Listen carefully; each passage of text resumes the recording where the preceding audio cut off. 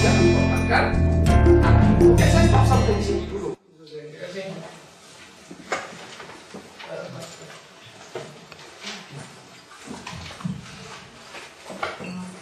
Baik, kita akan memberikan pada kesempatan kali ini adalah bagaimana tentang isu-isu yang berkembang ya. Bagaimana sebetulnya kita memahami seorang waliat begitu. Apa kata Alkitab soal hal itu kan begitu ya. Nah, ini menjadi menarik memang karena ini memang menjadi tren daripada gaya hidup masa kini. Bagaimana kehidupan ini terus bergerak secara dinamis. Tuhan menciptakan manusia itu laki-laki perempuan, ya heteroseksual. Ya. Tetapi kemudian perjalanan Sodom Gomora adalah bagaimana Tuhan menghancurkan karena dosa yang mereka lakukan. Nah, itu sudah terjadi perubahan dari heteroseksual menjadi homoseksual, antar sejenis ya. Homo itu satu namanya, laki-laki dan laki-laki, perempuan dan perempuan, nah, itu homo. Nah, kemudian dari perkembangan itu lalu muncul lagi apa yang kemudian kita kenal dengan nama biseksual. Artinya dia bisa seorang laki-laki dengan perempuan, seorang laki-laki itu juga bisa dengan laki-laki, itu dua B-nya itu ya. Biseksual bisa ke laki, bisa ke perempuan. Homoseksual satu.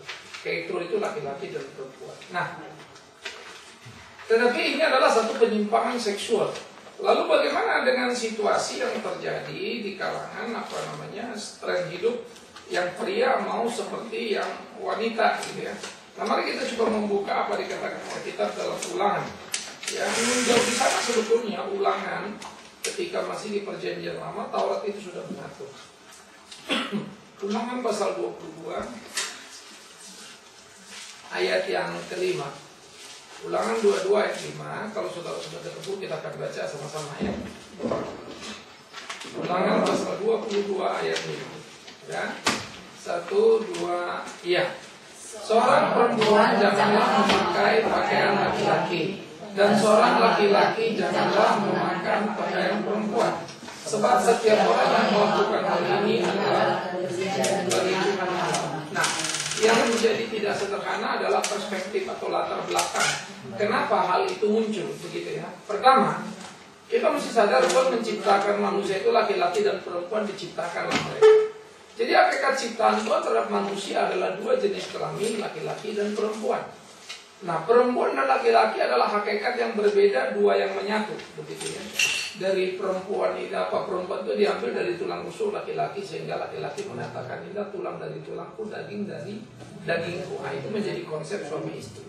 Tetapi perempuan dan laki-laki memang dibuat berbeda oleh Tuhan ya. Laki-laki bukan perempuan dan perempuan bukan laki-laki, sehingga struktur lahirianya, struktur hormonnya ya, itu berbeda sama sekali ya.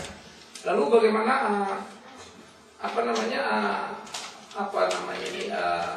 struktur tulangnya itu juga ada perbedaan-perbedaan ya. Sehingga memang wanita itu penuh dengan kelembutan, pria itu penuh dengan ketegasan. Emosionalnya juga berbeda ya. Terus rasionalnya yang satu cenderung objektif, yang satu cenderung subjektif gitu ya. Pria itu objektif, selalu digambarkan, wanita itu subjektif, sehingga wanita itu seorang perasa yang lebih mudah menumpahkan emosinya ketimbang seorang pria. Nah, itu natural. Itu adalah anugerah Tuhan yang Tuhan berikan pada manusia. Nah, yang menjadi problem, ketika manusia diciptakan ini jatuh dalam dosa, sehingga terjadilah penyelewengan peristiwa Sodom Gomora. Nah, ini mulai ada satu seks abnormal istilah kita masa kini. Nah, pada waktu itu merupakan pra-Taurat. Sehingga ketika Taurat itu dibuatlah berbagai ketentuan-ketentuan yang ditetapkan kepada umat itu supaya jangan lagi kembali kepada masa yang silam itu. Ya, makanya dikatakan juga laki-laki dan apabila seorang laki-laki tidur dengan laki-laki seperti seorang suami istri, maka dia patut dirajam mati.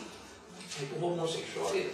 Nah, Perjanjian Baru memakai istilah pembuit. Nah, itu adalah menunjuk homoseksual. Nah, sekarang waktu Taurat ini datang, sebelumnya ingat ya, Sodom Gomora dulu, manusia jatuh dalam dosa, terus peristiwa Sodom Gomora begitu ya. Tapi sebelumnya sudah ada peristiwa Tuhan murka terhadap dunia ini dengan air bah. Tapi manusia nggak kapok, ada Sodom Gomora masih nggak kapok juga begitu. Sampai kemudian manusia itu dipilih oleh Tuhan yang namanya Israel. Nah, dibuatlah peraturan, kalau kamu umatku, ini loh ketentuannya. Berarti maka diingatkan, kamu tidak boleh seperti orang-orang yang lain, bangsa-bangsa lain. Maka dikatakan seorang perempuan jangan memakai pakaian laki-laki, dan laki-laki jangan mengenakan pakaian perempuan. Nah, hal ini menjadi amat sangat menarik. Bagaimana gambarannya? Pemilahan antara laki-laki dan perempuan, hakikat ciptaan. Maka Tuhan menciptakan mereka laki-laki dan perempuan, ya laki-laki, ya laki-laki. Karena itu ciptaan ini tidak boleh dilompati dengan penyangkalan hakikat. Laki-laki memakai pakaian perempuan, perempuan memakai pakaian laki-laki. Ya, karena penyimpangan ini pertama tidak sesuai dengan desain Allah. Allah menciptakan laki-laki dan perempuan itu memang berbeda, menyatu dalam pernikahan. Ya, itu satu. Jadi sudah menyimpang dari apa yang Allah sudah tetapkan itu. Yang kedua, dia bukan saja menyimpang dari apa yang Allah tetapkan, tapi juga menyimpang dari norma-norma kehidupan masyarakat atau manusia itu sendiri. Ya, sehingga manusia itu tidak lagi menjadi tertib lah. Kalau laki pakai perempuan, perempuan pakai laki, mau jadi apa dunia? Kira-kira begitu. Ya. Nah, ini tidak tahu lagi, karena nanti ini menyangkut bukan saja ke pakaian, tapi ke tugas-tugas juga, ke peran juga, kan begitu. Makanya muncul kekacauan-kekacauan yang sangat menakutkan. Ya. Sehingga bukan satu kali kasus kita misalnya menemukan ternyata istrinya itu laki-laki, ya baru geger kali ini, ya sebelumnya juga dari dulu juga sudah ada, di Jawa juga sudah pernah terjadi, kan begitu ya. Nah, bahkan ada satu orang kaya yang cukup luar biasa, itu pun terjadi. Walaupun sebetulnya pasangan itu tidak mau dipisahkan, keluarganya jadi marah. Ya. Nah, tren-tren ini menjadi satu tren yang memang tidak bisa dipungkiri, ini akan mendunia dan satu waktu nanti ini bukan barang aneh lagi, ya menjadi sesuatu yang legal. Nah saja kalau tadi itu pasangan itu kan tidak jujur, tapi kalau di tempat lain itu laki-laki ketemu laki-laki, ya homo itu jujur lalu mereka minta diberkati. Tetapi yang laki-laki ini tetap baju laki-laki, hanya memerankan sebagai perempuan, tapi bajunya tetap laki-laki. Itu bedanya homo. Jadi kalau homo itu ya laki, ya bajunya laki. Lesbi itu perempuan, ya bajunya perempuan. Nah kalau waria itu kecenderungannya yang berbeda. Ya, jadi dia laki-laki yang ingin jadi perempuan, ya, sehingga dia bisa dioperasi, bisa ini, bisa itu, betul-betul menjadi perempuan. Nah, jadi pertama yang prinsip tadi adalah melanggar desain Tuhan, tataran yang Allah atur sedemikian rupa, ya, dalam konteks kesucian tadi, sementara melanggar tata tertib manusia dalam keteraturan. Itu menjadi tidak teratur, begitu ya. Kalau yang dari sudut Allah kita bilang tadi tidak suci, dalam aplikasi sosialnya tidak teratur. Oleh karena itu ini kekejian bagi Tuhan. Jadi prinsip pertama itu dosa. Ya dosa sudah selesai kan sebetulnya. Itu final. Tapi kemana? Bagaimana kemudian gereja itu menghadapi realita perubahan perkembangan zaman, sehingga misalnya homo itu bisa diberkati, ya, lesbi itu bisa diberkati. Kalau di Indonesia mungkin kita bilang tadi itu unsur penipuan kan misalnya, ya bisa saja, ya. Tetapi kalau di luar negeri itu gereja sudah terima. Ya paling dekat dengan kita ya Sydney lah, telepon 8 jam sudah. Kalau turun lagi nanti dia ke bawah ke Perth ya makin dekat Indonesia, 4 jam dari sini kan gitu. Habis itu dia ke Jakarta kan gitu ya. Itu sudah tinggal progres, cepat atau lambat kita akan tiba di titik itu. Nah karena itu sebetulnya orang bergereja terlalu munafik sebetulnya, karena kita mengabaikan persoalan-persoalan real di sekitar kita. Kita ini adalah orang-orang Kristen yang terlalu ribet dengan urusan kita, terlalu egois dengan urusan kita. Saya susah, saya gini, saya mau ini, saya mau itu, kenapa saya gini, kenapa saya begitu. Nggak ada waktu kita mikirin orang di luar sana sebetulnya. Karena kita tahu sibuk dengan diri kita. Jangan pusing-pusing deh Pak, ngomongnya berat-berat, terlalu jauh, terlalu gini. Begitu muncul isu begini, gereja gagap semua itu berbeda. Gak ada yang sanggup menerjemahkan, gagap. Nah begitu gereja itu gagap, tidak mampu menerjemahkan, ya tidak usah heran kalau kemudian timbul kekisruhan, timbul kekacauan. Nah itu yang sedang terjadi di masa kita sekarang ini. Nah, bagaimana kita menghadapi itu, bagaimana kita bertanding melawan itu, nah itulah pergumulan kita. Nah sekarang kita akan bicara dulu. Kenapa seorang pria bisa menjadi seperti wanita, atau wanita pengen seperti menjadi seorang pria, atau yang kita sebut dengan istilah waria, wanita, pria begitu ya. Wanita tapi tampilannya seperti pria kan begitu. Nah, oleh karena itu ini menjadi satu pemikiran serius kita Bagaimana kita memahami pergumulan itu? Kamu ibu-ibu kan?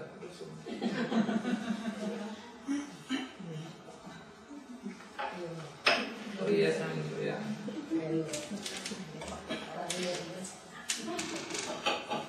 Ya kalau nggak ikut berarti waria.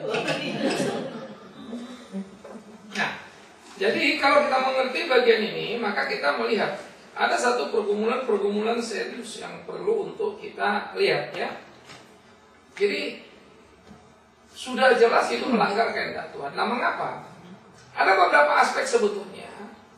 Ya, saya sampai sekarang tetap berpendapat tidak ada orang dilahirkan pada dirinya kemudian dia menjadi seorang waria atau seorang homoseksual.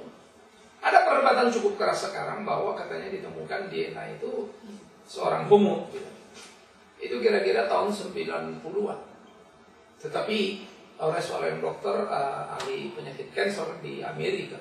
Lalu dia publish, tetapi kemudian secara umum belum ada yang menanggapi itu atau menjadi satu pendapat umum. Itu masih pendapat pribadi. Artinya kalau masih pendapat pribadi belum bisa dianggap. Karena semua dokter juga bisa berpendapat gitu ya. Misalnya dokter Terawang itu dia bisa membersihkan penyumbatan dengan teknologinya dia. Katanya sih sebetulnya itu yang disemprotkan air murni. Tapi cara menyemprotkannya itu membersihkan pembuluh itu yang ini.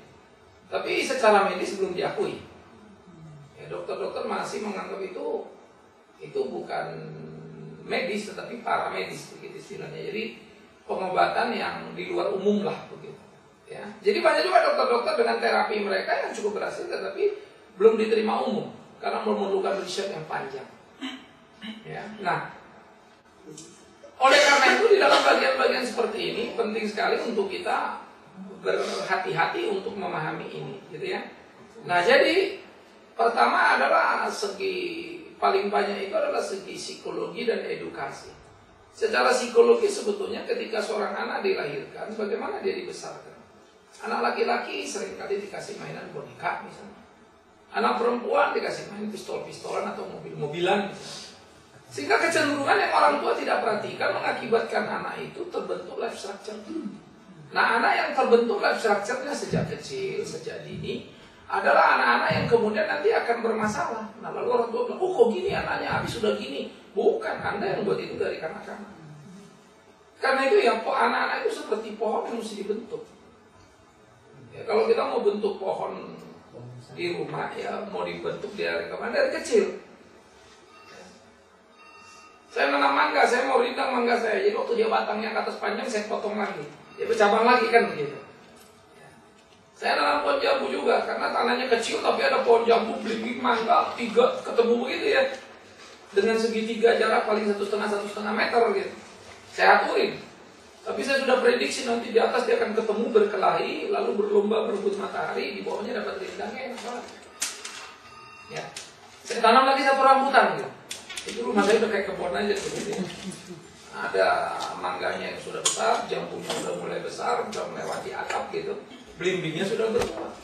Nah, saya tanam lagi rambutan di sebelah sininya. Jadi kalau rambutan itu tumbuh, saya udah prediksi arahnya ini dia kemana nanti daunnya saya akan potong, arahin dia, sehingga nanti ya rumah saya rumah hutan gitu. Ya. Nah, saya udah bikin ini nanti konsepnya ini. Ini kalau udah gede gini jadi rumah hutan, apa yang ditaruh bagaimana gitu ya. Tata di dalamnya ya nanti kita satu waktu lagi mau tunggu-tunggu habis lebaran mungkin rumah saya mau bongkar misalnya ya kamar mandinya saya mau jebol aja pindahin sehingga itu langsung orang lihat ke belakang. Nah, di belakang itu kan ada kolam ikan kecil gitu kan ya. Nah, jadi alamnya makin berasa ada begitu ya karena di luar itu terasa pohon begitu masuk terasa suara air kan gitu. Jadi nanti orang-orangnya penghuninya pakai baju orang hutan, baju sarsan. Jadi terasa lah di hutan gitu. Kita punya rumah kan 2 lantai, 1,5 ya. Dari atas nanti nggak pakai tangga, nggak pakai tali. Nah, itu adalah apa? Sebuah imajinasi yang diwujudkan. Ya. Jadi kalau saya mau begitu jadi begitu, kalau saya nggak mau begitu nggak jadi begitu. Nah, sebetulnya tanpa sadar orang tua itu begitu. Ada 2 faktor. Faktor ketidaktahuan. Dia nggak tahu bahwa dia bisa berbahaya. Ya pokoknya anaknya mau ini ya dikasih gitu. Padahal anak ini bisa berinteraksi tuh bisa jadi nggak ada baby terus baby laki-laki terus pengen baju perempuan kan kagak ada itu.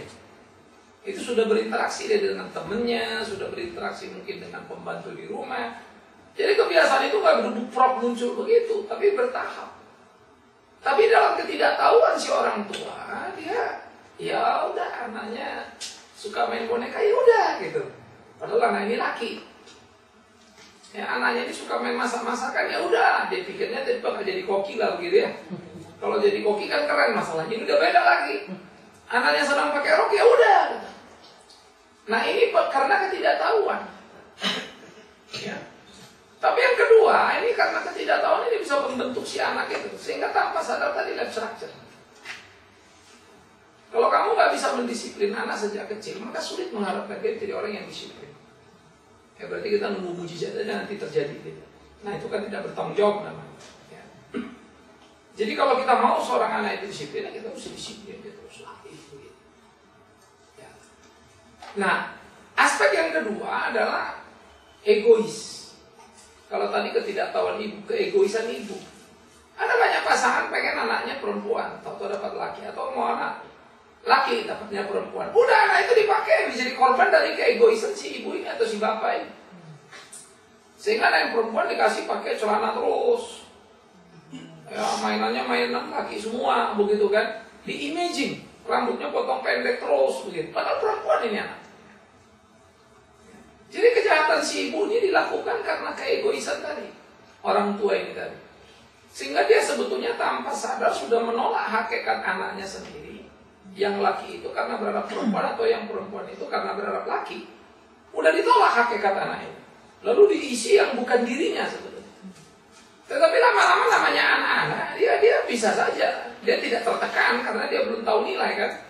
Dia tidak problem. Yang ada dia terus beradaptasi dengan situasinya itu. Jadilah dia begitu. Ya. Jadilah anak itu begitu. Nah, orang tua banyak menolak bahwa anaknya itu laki karena di imaging dia perempuan atau sebaliknya tadi. Nah, ini kejahatan orang tua nih. Ya. Ini kejahatan orang tua karena psikologi keinginannya itu, psikologisnya itu dia timpakan ke si anak itu. Sehingga dia memperlakukan anak itu seperti itu bertahun-tahun sampai menjadi life structure. Jadi kalau saya heran anak itu nanti udah gede remaja dia nggak kaku pakai pakaian perempuan. Malah dia risih kalau dia anak apa laki tapi pakai pakaiannya pakaian laki. Dia rasa nggak nyaman. Sama seperti kita orang normal disuruh pakai laki atau pakai pakaian perempuan, mereka kan risih rasanya gitu. Ya. Tetapi dia enggak lagi karena dia sudah mendarah daging makanya. Nah, ini menjadi kebahayaan yang sangat mengerikan. Tetapi suka atau tidak harus kita akui banyak keluarga-keluarga Kristen ya, yang membingungkan dalam paham iman Kristen, yang tidak bisa menjadi Kristen, yang tidak mau memahami Alkitab itu seutuhnya atau sepenuhnya. Kita hanya mau berimajinasi lalu memperkosa Alkitab itu. Kita kalah dengan pengetahuan-pengetahuan umum yang menganggap udahlah anak jangan terlalu diatur, anak jangan diginiin. Nah itu rusak kita. Alkitab itu bagi saya tetap update, mendidik, mengajar kedisiplinan dan keteraturan. Karena kalau nggak gitu kita mau jadi kayak apa? Sekarang hidup kita ini udah rusak sudah. Yuk pergi San Francisco sekarang itu menjadi pusat daripada homoseks sedunia. Ya, itu jadi pusatnya sekarang. Tapi kalau di situ homoseks jadi nggak heran lagi. Tiap daerah kita pergi, tahu udah ada ini daerah homo, ini daerah homo, ya mau ke Thailand, nggak mau ke Australia kan? Udah ada ini daerah ini, ya benar. Ngapain lu ke situ? Kalau kita laki ya, kita bilang saat itu ada si siapa sendirian, orang udah melihat kita mau aja kan? Kita ngapain lu ke situ? Dia pikir kita cari itu, padahal kita nggak tahu misalnya. Dia pikir kita gay. Sehingga pola hidup itu menjadi pola hidup yang umum. Nah kalau sudah gini siapa yang mau melurusin? Gak ada yang bisa. Yang ada apa? Hanya diterima. Terjadilah pernikahan kita tadi. Pernikahan lesbi tadi, pernikahan homoseksual. Karena nggak bisa nolak lagi, udah terlalu besar kan airnya gitu. Nah itulah sebetulnya tugas gereja, di mana gereja dipanggil untuk menjadi garam dan terang dunia, melawan ya, gerak zaman yang gila ini.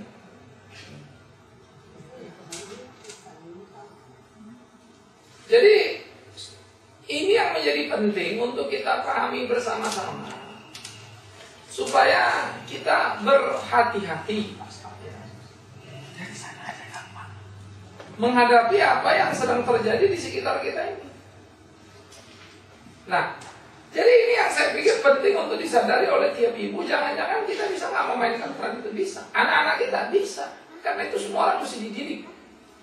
Laki ada anak laki, perlakukan sebagai anak laki. Perempuan adalah perempuan, perlakukan sebagai anak perempuan. Ya. Kalau anak laki kita terlalu cengeng misalnya, itu tidak akan baik. Karena dia tidak akan tough di kemudian hari. Kalau sekarang kan orang biarin dia main, anak laki nggak boleh nangis. Bukan nggak boleh nangis, tapi kalau sudah cengeng, sebetulnya itu bukan lagi tipe laki-laki. Karena satu waktu dia akan berjuang, dia akan jadi kepala keluarga. Kalau melek jadi kepala keluarga, mau jadi apa nanti keluarga? Dan sekarang kita menemukan case seperti itu jadi terlalu banyak dari kecil ini tadi. Ya. Maka perisikapan itu. Kalau ada anak perempuan main gampar, main pukul aja, wah kita gawat juga ntar nih. Dia kan bakal calon ibu nih, yang seharusnya dengan lembut membawa keluarganya itu. Disiplin dari kecil itu tadi. Karena bisa jadi dia tidak ada penyimpangan gendernya, tetapi penyimpangan perilaku psikologisnya, bukan perilaku seksual. Ya. Nah, jadi tadi ketidaktahuan ibu, keegoisan ibu. Dan yang ketiga adalah penyakit liberalisme kita. Penyakit liberalisme itu begini, semua serba bebas. Jadi anak laki ini mau milih pakaian, udahlah biarin itu, dia bertumbuh begitu saja. Ya namanya anak-anak biarin. Nah, kadang-kadang kita bilang biar motoriknya berkembang ya. Tapi ada remnya. Padahal semua sistem dalam pendidikan itu ada remnya. Ya. Saya belum dapat aja nih militer pensiunan untuk masuk di sekolah Mika. Saya lagi cari terus. Ya, sersan-sersan yang khususnya bekas orang-orang pelatihan pensiun gitu, dia mau punya beban tinggal di daerah. Dia tinggal latih anak-anak itu. Disiplin baris berbaris, ya. Olahraga, sehingga anak-anak itu dilatih betul supaya mentalnya kuat, jangan cengeng. Saya merasa kecolongan dengan anak saya misalnya ya, yang saya, aduh kurang hidrat. Cukup, tetapi sekarang saya sedikit agak kerja keras, sedikit jadi agak keras, ya, agak sedikit mengubah zaman ini. Kalau cuma kita hidup untuk diri kita ya so simpel ya. Padahal kan Tuhan panggil kita bukan itu kan, jadilah garam dan terang, pergi. Kita disuruh keluar loh. Kita tidak dikatakan Tuhan uruslah keluar, tapi diamlah di dalam, jangan kemana-mana. Berbahagialah sendirian.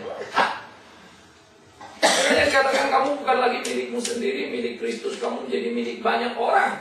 Di mana kamu menyatakan cinta kasih. Sehingga judul hidup kita adalah saya untuk dunia di mana Tuhan taruh. Tetapi waria adalah produk saya untuk apa yang saya suka. Saya untuk apa yang mama suka. Saya untuk apa yang dunia suka. Kacau ya. Nah oleh karena itu, ibu sebetulnya mempunyai peran paling besar. Kenapa? Lebih dari separuh waktu anak itu sama emaknya. Bapaknya masih suka keluar. Sehingga kalaupun bapaknya memaksakan pakaian perempuan apa, mamanya masih bisa memprotek itu. Bapaknya pergi udah ganti lagi bajunya. Sampai anak itu dilatih, lalu kalau dikasih baju perempuan bapaknya, anaknya gak suka, gak mau. Itu bisa dilatih. Tapi ibunya yang menjadi peran.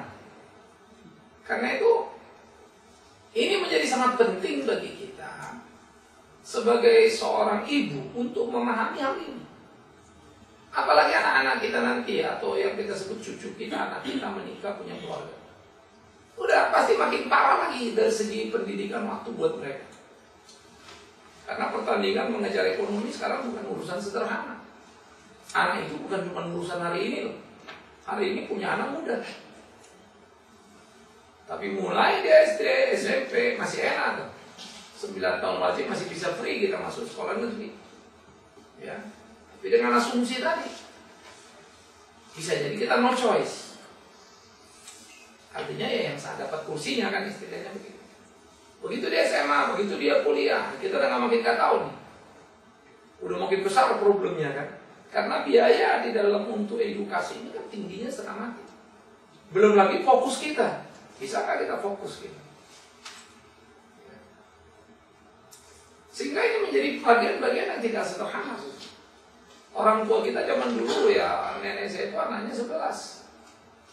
Tapi saya pikir apa sulitnya ngurus anak 11, karena apa? Dunia kecil. Kenapa dunia kecil? Aku tetangga aja ujung ke ujung belum tentu sampai rumah kita mepet rumah. Seperjalanan dulu kan. Nah, rumah orang zaman dulu mana ada 1000 meter udah kecil itu. Tapi tak berpagar kan begitu. Pagarnya ya pohon manggis, pohon jengkol itu aja lah batasnya itu kurang lebih. Ujung ke ujung orang. Dunia terlalu kecil kita. Sehingga kalau saya dulu ingat main-main aja udah ketakutan. Padahal kalau saya hitung sekarang, ya iyalah naik sepeda setidaknya 5 kali goes nyampe gitu kan. Sekarang ini 1 kali jaga mobil saya, gila. Gua dulu di rumah sini mau main kesini rasanya udah jauh banget, udah ngeri banget itu. Padahal itu 1 injakan gas. Sekarang ini deket ya, dekat ukuran saya sekarang. Waktu saya masih sekolah itu jauh banget gitu. Sehingga mama papa ini agak sedikit tenteram karena alam sekitarnya. Dunia itu terlalu kecil. Pengaruh kita semakin sedikit. Karena kan nonton TV. TV itu barang mahal itu zaman saya. Mainan, alamak. Kalau dapat 1 mobil-mobilan yang bisa dikorong-korong, jalan lagi udah rasanya. Itu nunggu keluarga saya yang agak kaya, bekasnya dikasih ke kita baru dia bisa pakai. Nunggu itu kayaknya ngeliatin mobil itu jalan udah gembira aja setengah mati. Anak-anak kita sekarang nggak handphone kita fasilitasi pula lagi dengan iPad kita. Sehingga anak itu lebih tertib, lebih diam dengan iPadnya ketimbang bapak dan emaknya. Dia nggak bisa diam dengan bapak mama, tapi dengan iPad dia bisa diam. Saya ini udah bertarung dari sekarang, saya nggak tahu kapan punya cucu. Jadi saya bilang kalau saya punya cucu, dia bisa sentil anaknya. Ikut topung. Oh, aduh. Saya udah bayang-bayangin latih. Saya tegasin betul. Latihan. Memang gak sederhana. Tapi maaf ya, kalau kita disiplin sejak kecil pasti bisa. Tapi kalau terlambat udah. Saya dulu kan itu agak terlambat. Ya agak terlambat apa? Karena jadi agak pemalu anaknya. Aduh, gila nih. Karena pertama kita jaga terus deket-deket kan. Kedua gak lepas. Ketiga lepas benekang. Ya. Jadi mentalitas dia beda. Wah, itu saya jungkir balik merubah itu dulu kegiatan. Sehingga saya pergi pelayanan kemana saya bawa dia. Ke Cilacap saya pergi waktu itu dia pergi. Surabaya dia ikut dia pergi. Ya. Tiap makan seringkali saya kasih dompet saya, lu bayar. Wah, itu namanya. Lu bayar. Tanya situ. Ya lama-lama dia terlatih. Ya. Masih ada unsur-unsur agak segen-segen. Tapi saya jorokin gak usah sampai saya nggak bisa.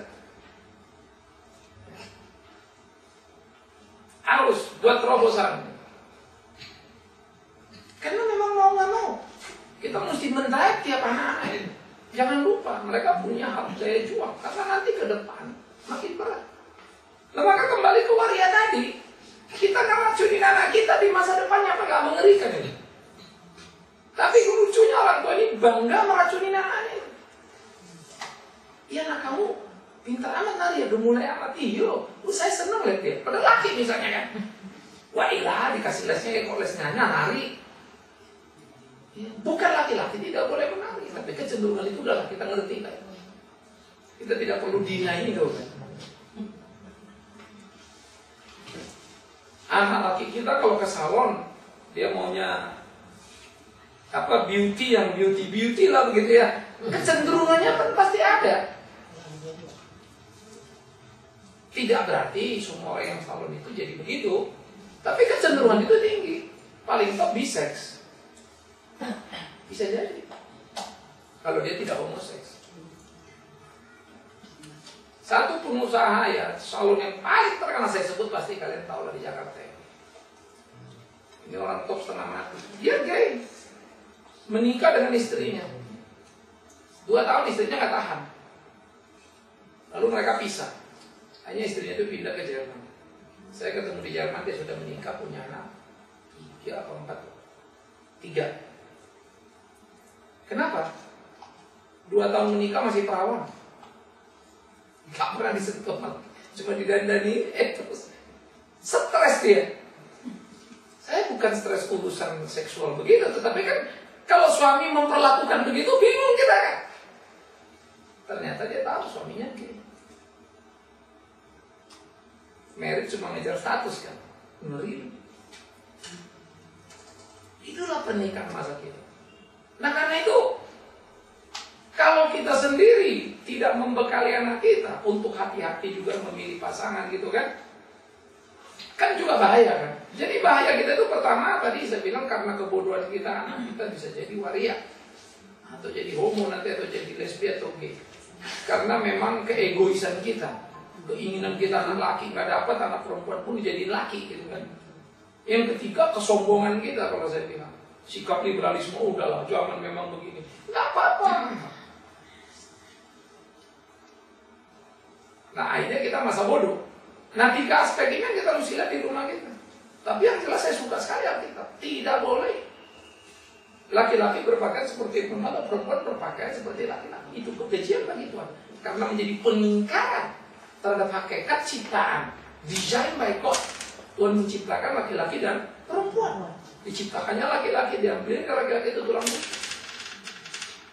Dipisahkan. Itu kan satu tadinya kan manusia laki, diambil tulang rusuk, terpisah kan. Ya, jadi pisah. Dapat 2 yang berbeda. 2 berbeda waktu dipersatukan, bukan menjadi sama, menjadi satu dalam perbedaan. Itu 2 yang berbeda lagi. Sehingga tidak bisa menjadi sama, perempuan pakai baju laki, laki pakai baju perempuan, bukan gitu. Jadi menjadi satu, bukan menjadi sama. Nah ini paham yang harus kita pahami sama-sama. Jadi anak-anak itu tidak ada besarnya gedebuk muncul begitu. Ya. Afi apa namanya? Afi itu ya yang salah satu bencong cantiknya setengah mati juga itu kan. Saya ingat kalau mamanya itu ngomong geleng-geleng juga saya. Juga nggak ngerti anak ini 12 tahun udah begitu terus mau diapain? Kalimatnya itu saya pikir-pikir, wahyu, sudahlah udah fair ya anak saya udah begini terus ya ini saya juga nggak ngerti. Tapi dia bilang itu anugerah Tuhan. Nah yang repot kan sebetulnya buat saya apa? Dia sedang meracuni banyak anak-anak lain, orang tua lain yang mungkin tadinya tidak tahu dalam kebodohannya. Oh iya ya, ini anugerah ilahi, namanya supranatural. Ini kan jadi kacau kita. Sama seperti dableknya orang Kristen. Anak-anak dapat siksen indigo, ini karunia ilahi. Ini jadi rusak kita semua. Kenapa? Lagi-lagi saya bilang ketidaktahuan.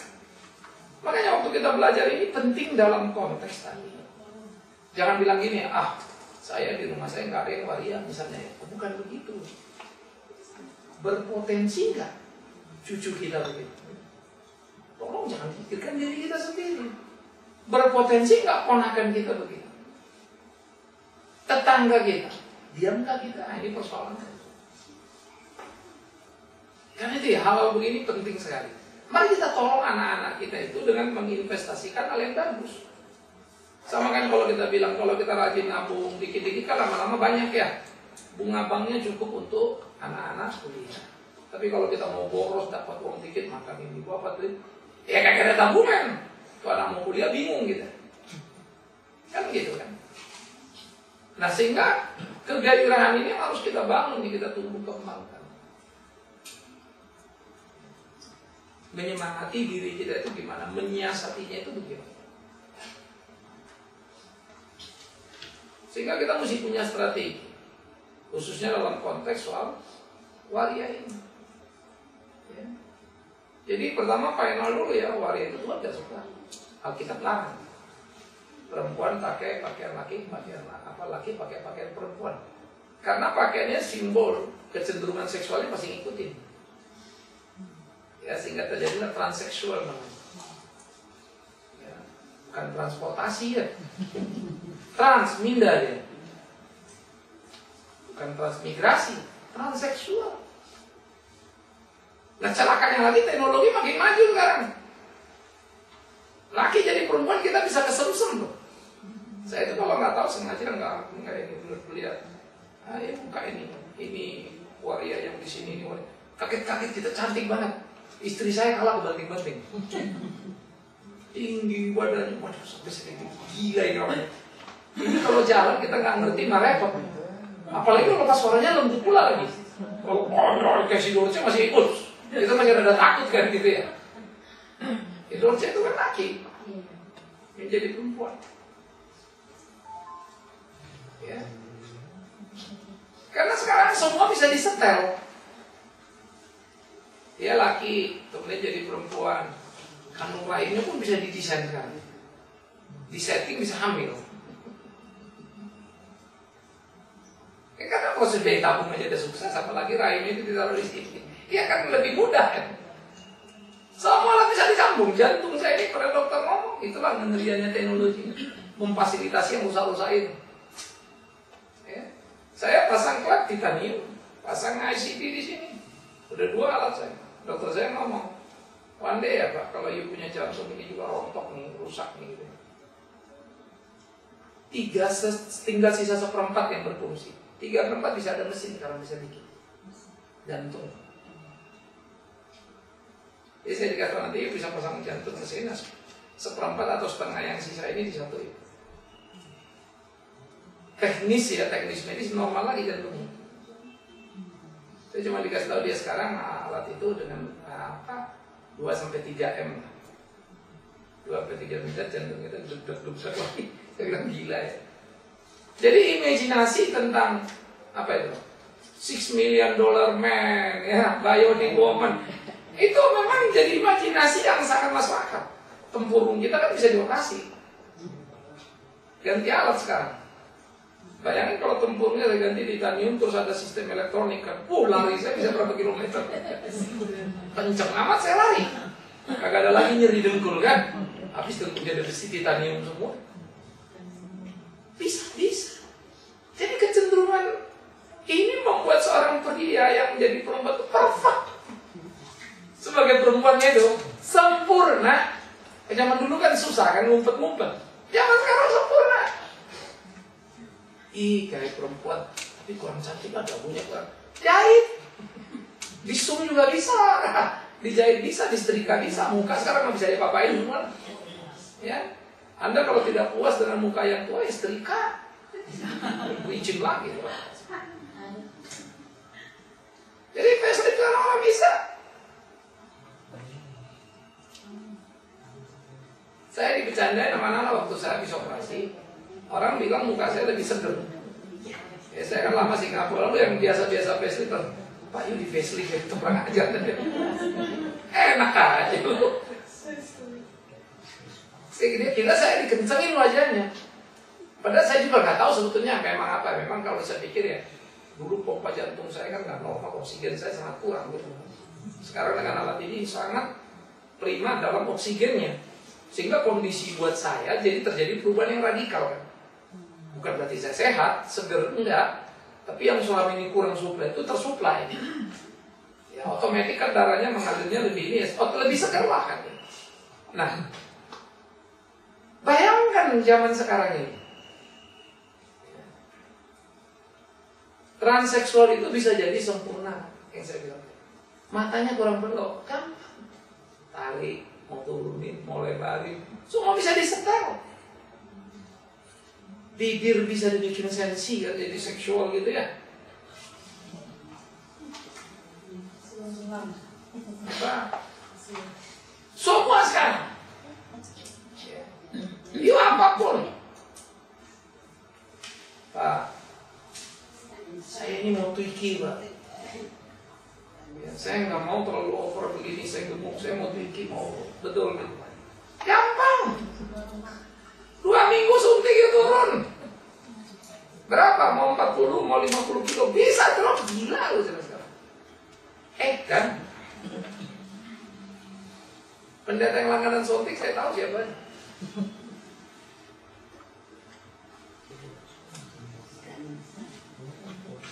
Kan mengerikan sebetulnya. Tapi memang tren ini udah masuk sampai ke rohani. Maka tadi lagi balik, itu sudah dianggap biasa. Nah akibatnya transseksual tadi menjadi sempurna. Udah laki kulitnya kasar, aduh bikin kulit mulus, halus, lus, gampang bener. Pakai amplas aja. Tahu amplas ya? Kertas pasir. Bisa licin semua. Kita yang gila ya. Kalian sekarang kalau mau murah, agak murah ya di Bangkok ya. Sedikit mahal tapi lebih bagus lagi ya di Korea sekarang. Orang-orang Asia paling gila. Kalau orang bule. Orang Amerika kenapa di Western Eropa atau apa itu nggak berkembang? Kenapa? Karena sikap hidupnya sangat kuat falsafah. Tujuan hidupnya mereka sangat kuat. Belum ada orang Eropa make up supaya kelihatan Indonesia. Tapi orang Indonesia supaya kelihatan Eropa banyak. Nah, itu sikap. Ya, sikap hidup. Makanya kalau kita tidak bangga sebagai gambar dan rupa Allah, ini Big Man Sirait. Saya harus puas dengan diri saya. Saya nggak perlu ikut-ikut jadi orang lain. Ini saya. Keunikan, keunggulan saya ini. Orang kaya biarin dia kaya. Orang naik Rolls Royce, biarin dia naik Rolls Royce. Saya di sini. Saya puas dengan apa yang saya punya. Saya belajar. Nah, begitulah sebetulnya hidup yang harus kita tanamkan. Sehingga transseksual tadi, yolah belajar. Nggak salah lah Tuhan kasih anak laki atau perempuan. Kamu inginnya beda. Itu kan keinginanmu yang perlu egois. Jadi jangan korbankan anak itu. Oke, saya stop sampai di sini dulu. Supaya ada waktu kita berdiskusi. Siapa tahu ada yang berbakat jadi waria ya. Mari silakan. Siapa yang mulai? Ya. Itu tadi penyebabnya selain psikologi dan edukasi itu yang ada 3 hal itu, ketidaktahuan orang tua, keegoisan, liberalisme. Faktor lingkungan gak ada Pak? Kadang-kadang kita soal punya kenalan, tadinya mau kenal, begitu dia masuk ke dunia kerja di salon, itu berubah jadi agak melambai gitu. Jadi kan faktor lingkungan tadinya normal. Loh bukan, lingkungan itu hanya menjadi pemicu. Pasti ada faktor lingkungan, tapi itu pemicu yang saya sebut. Pendidikan dasar itu di rumah. Anak you nakal, sorry ya. Ini gaulnya mana nakal sih Pak? No, di rumah you udah gak beres. Kalau di rumah you beres, pondasinya udah kuat, mungkin dia nakal, tapi cepat balik. Ini kayak pohon begini kan, akarnya kuat nih kan, ya balik lagi. Gak akan dia goyang-goyang karena angin ini, tapi dia tetap di situ. Tapi kalau akarnya nggak kuat, gabut kan, tercabut seakar-akari gitu. Memang iya.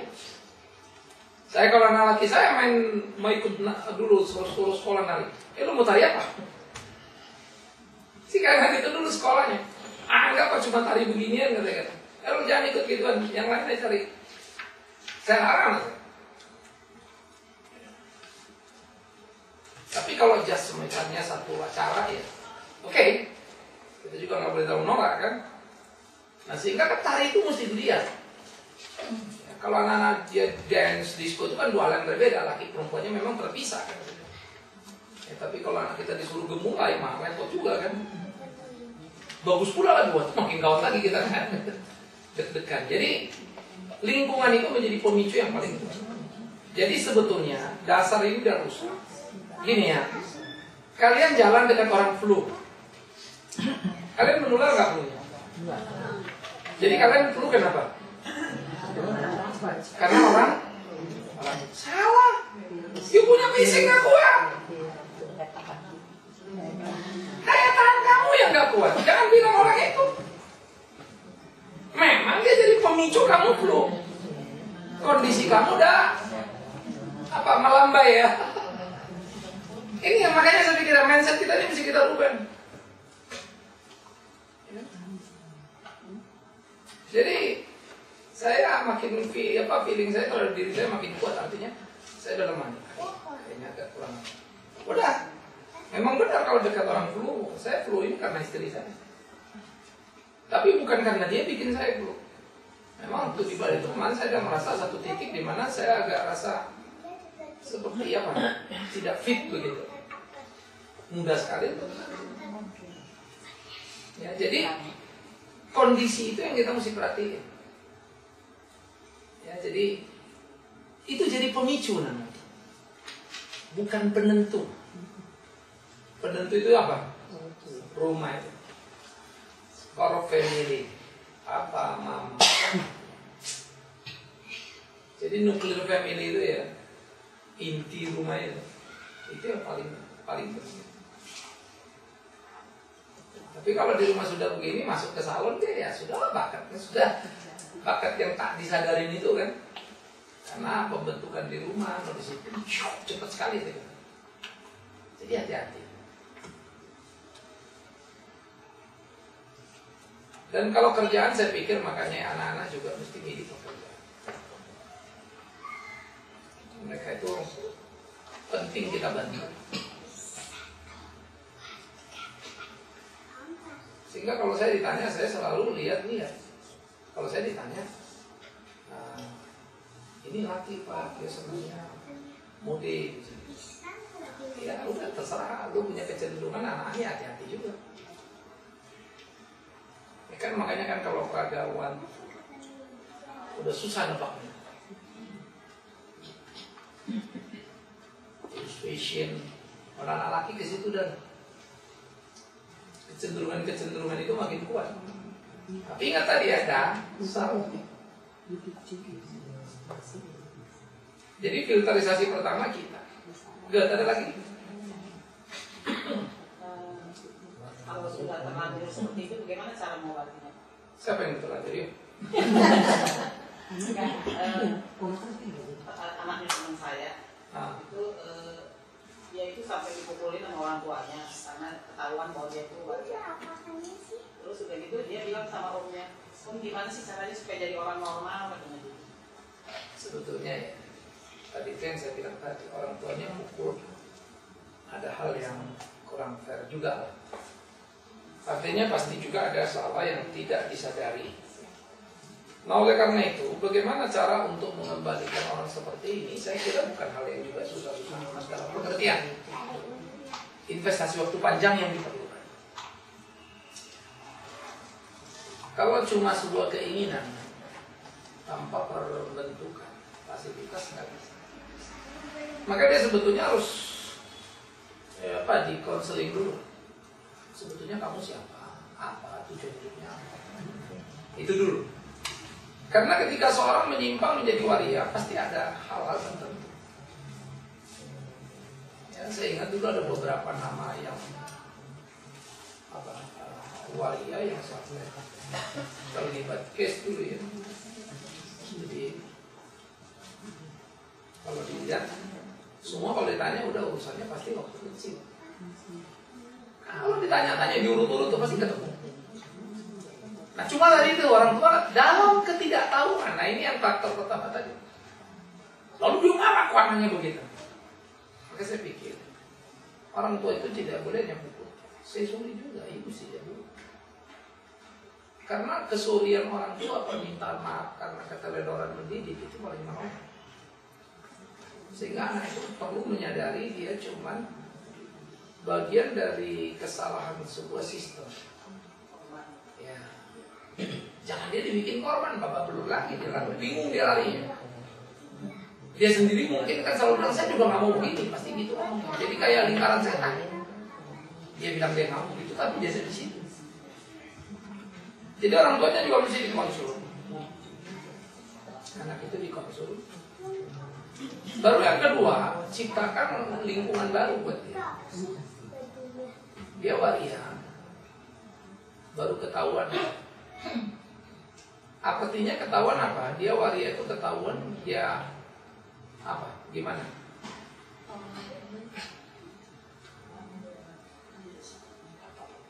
Ketahuannya dia nggak tahu gimana ketahuannya, tapi orangnya jadi waria. Terus si omnya dia pergi konsultasi ke omnya. Om gimana sih caranya jadi orang normal? Lo bukan maksud saya dia waria itu apa? Dia kemudian perempuan. Iya enggak, itu munculnya kan apa? Dia lingkungan kerjanya apa?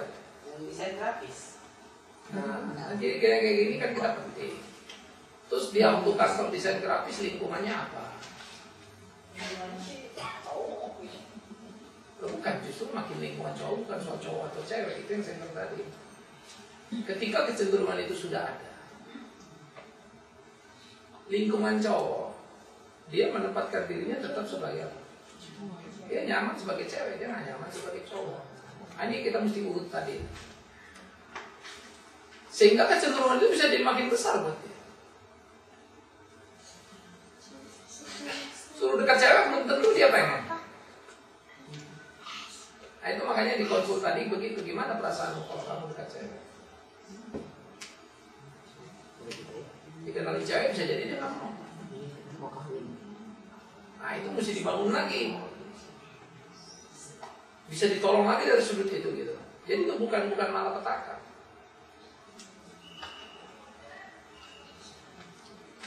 Nah, tapi konseling itu dulu untuk menggali apa identitas dia itu mesti ditemukan. Orang kalau begini kita bilang krisis identitas juga. Saya ini laki apa perempuan sih? Hakikat dia laki, perasaan dia perempuan. Kadang-kadang dia confusion. Maka perlu ada orang yang bisa mengertiin dia, memahami, tapi sekaligus membantu dia untuk bangun. Maka orang ketiga yang begini ini tidak bisa lepas dari lingkungan yang kuat. Khususnya dari segi, kalau kita Kristen kita bilang dia mesti jadi orang yang ke gereja dan diawasi dan ditolong. Jadi bisa sebabnya apa? Cuma kadang-kadang mau apa enggak? Karena seringkali keinginan itu sebatas perkataan tetapi tidak pernah direalisasi. Nah di situ lagi masih ada di situ juga ya susah. Kayak orang-orang lah ya di salon apa. Nah ini yang nyeni-nyeni ini kadang-kadang ya temennya yang bawa dia jadi repot memang. Hanya memang penting selalu pencerahan yang ekstra itu. Orang-orang seni apalagi ada nyeni-nyeni kadang-kadang deg-degan juga gitu. Karena dia nggak sadar lagi kadang-kadang batasnya. Oke, good. Ada lagi? Gimana Pak kalau cara menyikapinya? Saya juga punya pandangan awal. Tapi dia udah nah, soalnya kan suka ngomong-ngomong, dia suka bilang ini berarti dari kami sekarang dari ini kayak kalau Islam itu aja gitu loh, katanya gitu kan. Nah sekarang saya ini sebagai orang udah percaya sama Yesus, bagaimana gitu bisa nggak jadi garam terang buat dia gitu? Tapi dia kayaknya seutuhnya tuh udah merubah jadi wanita, tapi saya sayangkan nih, tapi rajin banget sholatnya gitu loh. Tapi di dalamnya itu ada yang nggak saya sukai, tapi saya membutuhkan keahliannya dia gitu, gimana gitu. Lu mau untungnya doang. Iya, harus nggak ada yang perempuan pinter gitu loh. Kalau ada sih saya mau tinggalkan. Loh, tapi kan dia sebetulnya kan bukan perempuan kan? Bukan, tapi udah dijadikan perempuan oleh dirinya. Lo nggak, memang kalau waria itu ketelitiannya jauh lebih tinggi. Telaten, seninya itu masih tinggi. Gay itu kalau dia kawin jadi biseksual sangat sayang istri. Ngurusnya itu telaten banget. Sayang artinya ngurusnya itu ya dandanin apain gitu loh. Jadi misalnya ayo minum sayang apa, wah romantis banget kan. Makanya kalau suamimu ekstra romantis aja.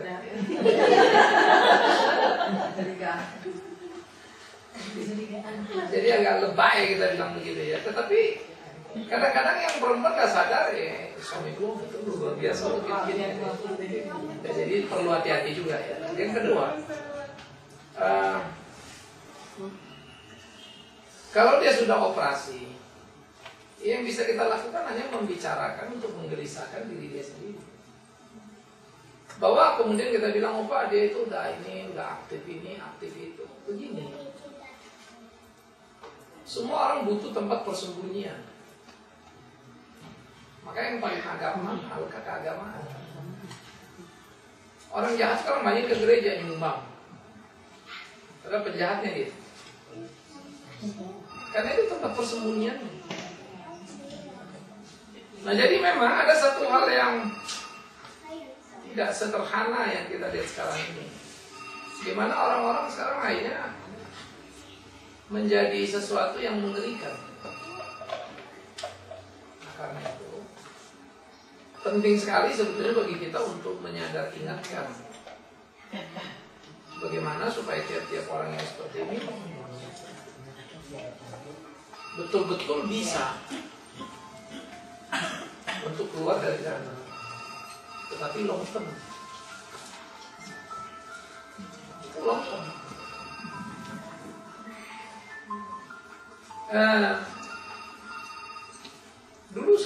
pernah ke salon langganan, dia mirip punya anak. Tapi belakang saya kata waktu dia ngomong gini, ngomong gitu, saya tahu dia biseksual. Ya. Begitu saya tahu dia biseksual, lama-lama udah kita ngomong. Kayaknya udah terlalu mengkristal ini. Saya juga nggak mau buang waktu. Karena aku datang 2 bulan sekali paling mau potong kan. Ya pokoknya kita tinggalin apa diskusi yang penting. Tapi saya juga nggak mau terus di sini. Karena lawan kan dia biseksual. Dia ngeliat kita beda. Kita ngeliat dia teman laki. Dia ngeliat kita pasangan dengan mungkin mati kita. Saya nggak tahu yang sama kamu. Maunya sama cowok, Pak. Oh gitu ya, amankan diri ya. Ya aman saja. Semua guilty aja kalau dia kasihan deh gitu kan nggak ada. Tapi gimana? Dia operasi udah. Nggak operasi sih, katanya minum pil KB tapi jadi dia punya payudara. Tapi itunya jenisnya kayaknya nggak operasi. Nah gitu. Katanya kalau saya nggak salah dengar, ya kayak tadi termasuk itu ketidaktahuan ya orang kampung dia, menurut saya orang tua dari kecil itu dia main boneka gitu loh. Katanya orang sana kemasukan. Aneh-aneh aja iya. Kepercayaan kamu kan suka gitu, jadi memang udah kayak tulisan gitu loh kemasukan itu artinya. Bukan salah. Kemasukan Rosaria. Dia udah main boneka, jadi dibiarkan sama ibunya. Dia sayang sama ibunya. Siang. Orang-orang itu kan kecenderungannya saya bilang tadi, sayang sama saudara kok lebih caring dari yang lain. Ya karena unsur tadi itu. Tapi ya tetap mesti kalau itu masih ada hope lah, diomongin terus artinya ya saat dapat kita ngomongin. Jadi kalau dia marah Pak, Ya kalau yang itu kamu tanya itu saya juga nggak tahu. Yang jelas kalau saya berdiskusi dia nggak akan marah. Ya, makanya kalau diskusi kita itu nggak boleh bilang, lu nggak boleh gitu lo, dosa lo gitu loh, nggak boleh loh. Makanya kan mesti kita mulai dengan diskusi. Kenapa sih? Kamu pengen balik apa enggak? Waktu saya syuting di CBN tentang G, ada Kiai, ada saya, ada G-nya. Waktu di ruang apa namanya kan kita kan masuk ruangan dulu apa namanya itu, di dandan dulu kan. Lagi dandan saya ngomong sama dia terus. Ya. Gimana? Iya masih Pak. Ngomong putar sana putar sampai saat dia bilang, Pak, saya juga nggak pengen begini. Karena saya tanya, you okay, udah di situ. Saya boleh tanya nggak? Pengen punya ponakan tuh. Kalau ponakan ini ikut seperti kamu setuju? Kalau kamu nggak setuju, tapi kamu sendiri gitu, gimana kamu melarang dia? Kan nggak fair juga. Ya saya harapnya nggak begitu, Pak. Gampang. Ya kamu jangan begitu. Kalau kamu sayang ponakan kamu loh, ya diskusi kita jadi lain. Ya gelisah setengah mati. Ya selesai acara syuting, saya masih mau ngomong lagi, kan masuk lagi rapi-rapiin lagi tuh kan. Begitu keluar dari ruang rias, pasangannya datang. Ya sudah. Wah langsung dijaga betul tuh ceweknya. Ini sih laki sama laki. Dia jaga betul. Mungkin dia udah lihat mukanya ini udah agak lain gitu kan. Dia ngomong sama saya juga. Sodom Gomora itu salah tafsir apa segala macam. Saya ngomongnya namanya. Ini bisa tunjukin salah tafsirnya di mana. Oh itu bukan karena soal gaynya Pak. Tuhan marah sama mereka karena mereka tidak menghormati Tuhan. Gak menghormati dalam konteks apa? Nah, ini yang menjadi sangat repot, menutupi fakta kebenaran ini. Tapi dia Kristen. Ke gereja, iya masih. Di gereja kita pernah beberapa orang datang yang homo, yang gay, yang nggak pengen di situ mau lepas. Saya ngomongin mereka, cuman saya nggak kuat kalau mau melayani orang begini. Apalagi kalau sudah trust sama kita, mati kita. Tiap kali di SMS mesti dijawab, kalau nggak jawab dia marah, tersinggung. Bapak nggak peduli sama saya, bapak nggak perhatiin saya, mateng deh. Bini kita aja SMS belum tentu kita jawab. Ya, saya lihat, waduh, sorry ini. Saya tipe orang yang nggak selalu pegang-pegang SMS, mesti jawabin semua. Cuma dulu masih SMS-an. Udah SMS bisa, nanya bisa macam-macam nanti. Oh, gue juga nggak mau. Saya udah 5 menit aja dia bola-balik ya, dia jadi kacau. Dia bilang kalau kamu perlu apa-apa kamu teleponin. Saya SMS kecenderungan nggak jawab. Tapi kalau dia telepon, saya tahu dia nggak terlalu berani. Karena beda ya, kalau di SMS menumpahkan perasaan dia dengan langsung telepon itu kan dua hal yang berbeda. Nah, orang-orang begini akhirnya memang perlu penanganan yang spesial. Tapi ada sih sekarang lembaga-lembaga yang punya beban lah gitu. Jadi lembaga yang ada sekarang diantara itunya pengurusnya malah mantan waria. Yang saya tahu. Dia udah bertobat terus bikin gitu. Di Jogja udah ada pengajian para waria. Wah, aku sampai dimarahin sama MUI. Pengajiannya kan bagus, tetap warianya yang pusing ya. Jadi mereka nggak mau berubah, mereka merasa oke kok. Jadi apa yang bisa ngomong? Ngomong. Ada lagi terakhir? Cara didik anak ini ya Pak ya. Kalau tadi kan kita bentuk dia dari kecil. Kalau kita dulu anak kita segala cara kita bikin bebasnya. Nah untuk cucu sekarang kita terapkan seperti itu. Berantem sama maknya sama bapaknya. Karena sekarang nggak boleh dikatakan katanya psikolog. Jangan, tidak ada rem. Jangan. Nah, jadi trik sekarang itu apa yang diperbuat anak tidak boleh kita katakan. Kalau dulu kita, kok bodoh sekali kamu. Kenapa ini nggak bisa? Ini aja pakai begini. Sekarang nggak boleh. Oh, pintar. Udah bodoh juga pintar. Nah, sekarang itu jadi sering gimana ya? Sering bertentangan lah. Jangan, tidak boleh, rem tidak ada. Plus semua. Itu kesalahan yang sangat mengerikan ketika orang terlalu bodoh untuk menelan semua teori. Dalam isu kebebasan hak asasi manusia, kalau anak itu mau homo, silakan saja. Itu nggak boleh larang. Terserah kalau ikut daerah kita kan. Saya nggak tahu orang-orang tua sekarang itu setuju kan anaknya jadi homo. Lucunya, bilang ya tidak nggak boleh kan gitu. Harus jangan itu nggak boleh kan istilahnya. Itu sebenarnya Amerika sendiri pun udah kebingungan dengan ajaran yang mereka buat. Karena Amerika itu udah gagal. Lucunya orang Indonesia ini yang saya bilang tadi, tidak ada harga diri untuk belajar prinsip kebenaran. Udah paling gampang lah ukurannya. Yang ngurus dunia sekarang yang top-top ini, bapaknya ini miskin dulu. Ngerti gak? Saya ini produk orang tua yang kalau saya salah, tante saya pegang sapu lidi, saya disapu tuh. Nah ini hasilnya Bingman Sirait gitu. Tapi makin ke bawah saya sadar anak saya sapu lidi, nggak satu pun enggak. Tapi fasilitas mereka lebih lengkap dari saya. Daya tahan mereka lebih jelek dari saya. Saya tidak seberhasil mama saya. Ngerti ya? Saya tidak seberhasil mama saya. Saya bisa sekolahin anak tinggi. Ya. Bisa mencapai S2 nanti dan seterusnya. Tetapi saya tidak seberhasil mama saya. Karena ternyata fasilitas yang saya kasih membuat daya tahan anak juga nggak terlalu kuat. Tapi memang kita ada sih. Dulu ya kita punya pembantu di rumah mana ada. Ya kami juga ikut mesti cuci piring kalau mau makan kan. Kalau cuci piring, ya kita cuci piring. Mak itu kita bilang tadi. Artinya gitu. Dunia ini dibangun oleh orang tua yang dianggap kuno itu. Tapi dirusak oleh orang yang dianggap modern sekarang. Yang kedua, kita ini selalu ada positive thinking. Ya. Saya ini orang yang belajar filsafat dan belajar penting. Positive thinking ini memang dikembangkan oleh seorang pendeta juga.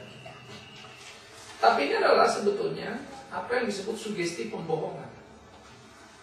Kamu baik, kamu jago, kamu. Lalu orang itu merasa baik, jadi tenang dia kan. Padahal baik kok. Padahal nggak baik. Omong kosong itu.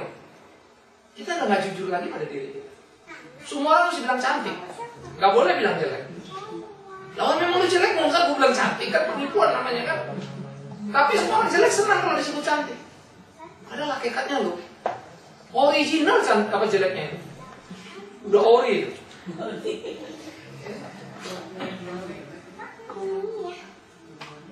Nah karena itu apa yang disebut positive thinking itu penyumbang terbesar juga untuk kerusakan dan kepalsuan. Akibatnya orang sudah tidak buka lagi kebenaran. Efek estetikanya, orang merubah wajahnya tidak puas dengan diri. Orang mendinai bahwa dia orang miskin, mau tampil gaya kaya. Seakan-akan miskin itu aib gitu. Ini sih, orang dinai, membantai itu, melawan itu, menutup itu. Padahal kenapa sih itu kalau miskin? Yang penting kan kamu tahu diri. Kamu belakang pelukuk kayak orang kaya aja. Makanmu segini, padahal gaji cuma berapa? Ya banyak lah. Nah, itu tadi kita bilang tadi, hidup kita sekarang ini rusak, kacau. Saya kalau mana saya dulu saya ingat betul ya, waduh, memang nggak gampang. Kenan itu SMP minta HP, dia sekolah di Penanggung. Semua anak di Penanggung itu pakai HP. Tapi anak saya tidak boleh pakai HP sebelum SMA. Dan HP pun itu adalah bekas. Gak ada cerita beli baru. Saya yang beli baru pakai bekas. Sudah, sesudah itu kemudian mereka lihat. Si Kenan bilang, Pak, beli HP nanti SMA. Kelas 2 SMP belum mau masuk kelas 3 dia tahu dia punya HP. Saya kan kaget. Loh, HP dari mana kau? Kayak ibunya. Saya bilang kaget. Kau HP dari mana? HP ku pakai Canon, Pak. Terus kamu pakai HP baru? Dari mana? Ada temannya gila. Mungkin mereka 5 orang atau berapa orang gitu. Beli HP-nya sama. Bapaknya itu beli 5, tapi 6. Terus beberapa orang yang memang orang kaya janjian lah. Kita beli model ini warnanya ini sih kayak dia dibeliin. Karena dia berani minta saya mau beliin HP untuk geng kan. Gengnya saya bubarin kan. Tapi waktu itu udah bengong juga kita.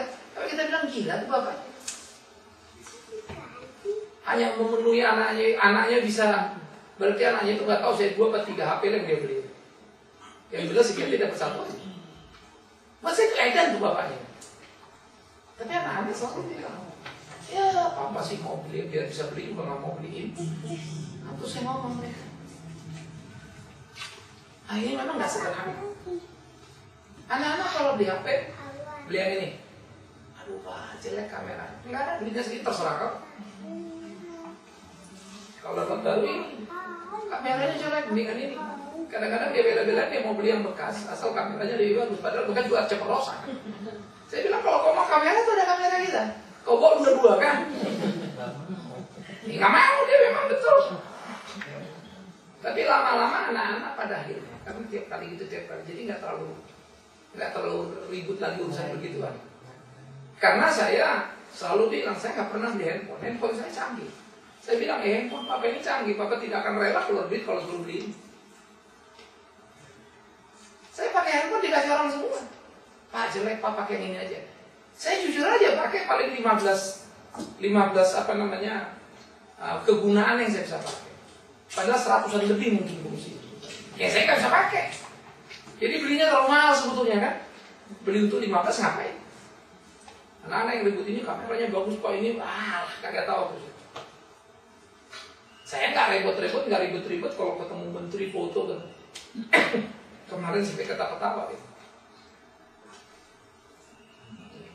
Ini dia apa saya tunjukin ini foto gitu. Jadi ketawa foto efektif juga ya gitu. Padahal saya ketemu menteri, ketemu ini, ketemu itu. Namanya teman saya lagi ini foto. Susah amat tinggal selfie aja kita kan Pak. Boleh foto sebentar Pak, cetret. Saya punya bisa penuh itu. Bisa penuh. Karena saya duduk di meja juga sekarang 1 meja. Politisi-politisi semua, jenderal-jenderal. Tapi emang kalau foto mereka itu ada sama saya di HP, hebatnya apa? Nah, itulah orang. Jadi sebetulnya kita udah gak percaya diri. Kitanya keren berarti karena lagi foto dengan menteri. Ya, ini menjadi repot. Kita ingat menteri itu udah nggak ingat kita. Siapa kau ya? Ketemu di mana? Enak. Saya paling gak suka kalau bilang, Pak, dulu kita ketemu di sini. Saya lebih suka orang ngomong ke saya. Pak Bigman ingat saya. Saya mesti tahan atau? Nah, tapi yang saya bilang tadi itu, kita ada senang aksesoris sekarang. Ya, jadi anak kita pun mesti kita ajak diskusi. Anak kita itu cuma korban sebetulnya. Anak-anak yang ngerti psikologi itu kalau suruh debat sama saya debat sama psikolog pun urusan didik anak berani. Saya akan debat. Apa yang kamu sebut dengan cara seperti ini? Tentu anak baik nggak perlu dimarahi. Ya, makanya anak-anak sekarang cenderung kadang-kadang etikanya udah nggak ada lagi. Si Kenan itu kalau kebaktian sama saya, istri saya tahu betul. Ya, namanya anak kecil ya. Kita gerejanya gereja umum. Pas lagi aja. Cubit, saya dekap loh. Mau dicubit terus? Enggak, dia. Itu anak paling bisa diam. Sampai orang pas lagi kebaktian, dia dari SD, dia duduk, dia pegang itu. Hampir orang bingung lah, saya kan khotbah 45-50 menit.